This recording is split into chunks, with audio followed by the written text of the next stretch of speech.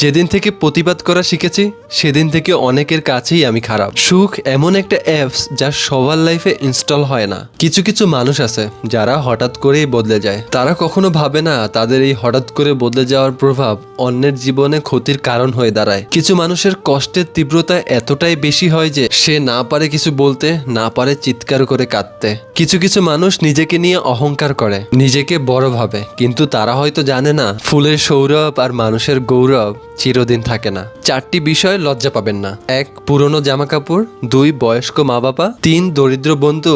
আর 4. সাধারণ জীবনযাপন। সম্পর্কের নাম যাই হোক না কেন, মন খারাপের সময় যে পাশে থাকে তাকেই সবচাইতে আপন মনে হয়। কুকুরের বাকালে যেমন কোনোদিন সোজা করা যায় না, তেমনি কিছু মানুষের সাথে যতই ভালো ব্যবহার করো না কেন তাদের কাছে কোনোদিনই ভালো হওয়া যায় না।